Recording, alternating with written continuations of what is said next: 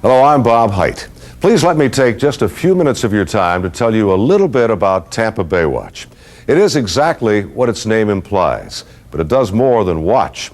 It also acts upon what it sees, and in just 5 years has, in my mind, become the foremost champion of a body of water that is precious to us all.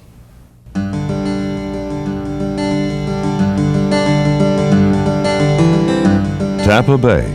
It's a beautiful body of water, and for some, that is enough.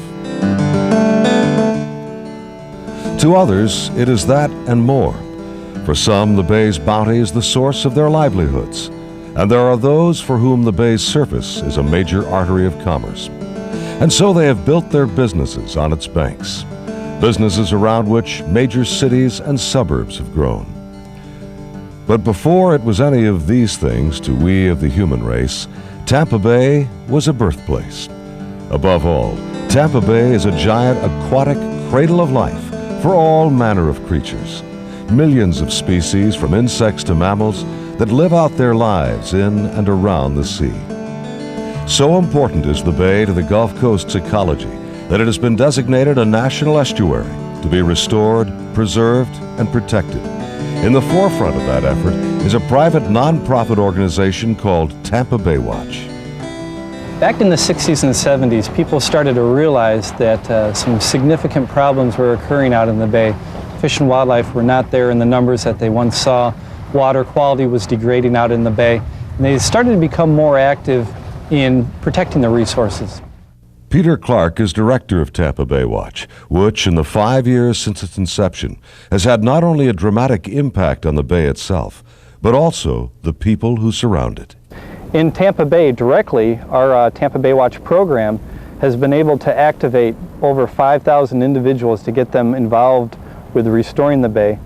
We've been able to plant hundreds of acres of salt marsh and return a fairly large amount of seagrass back into parts of the bay that otherwise would not have been able to be restored.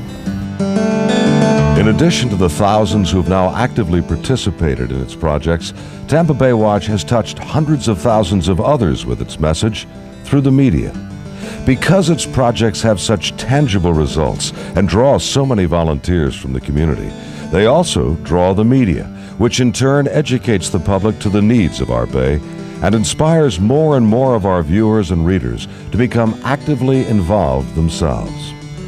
It's a remarkable accomplishment for an entity which to many only exists as a news story on television or in the newspaper. Imagine what Tampa Bay Watch could achieve if it had a physical plant, a base on the bay from which to work and to which the public could go to learn. At the mouth of Tampa Bay, we have the opportunity to construct a marine station and an educational outreach facility at Cunningham Key. It's the only facility so far of its kind in the entire Tampa Bay region. It's a wonderful opportunity to construct some educational buildings where the students can come down, learn in the classroom, and then walk out the back door and into the seagrass and salt marsh and mangroves of the Tampa Bay estuary. The environmental movement is often more theory than effect, but throughout the bay and its environs, we can see and feel the effect Tampa Bay Watch has had. Tampa Bay needs Tampa Bay Watch, and Tampa Bay Watch now needs a base on the bay so that its work may grow. I hope you'll help. Please become a part of the Tampa Bay Watch story.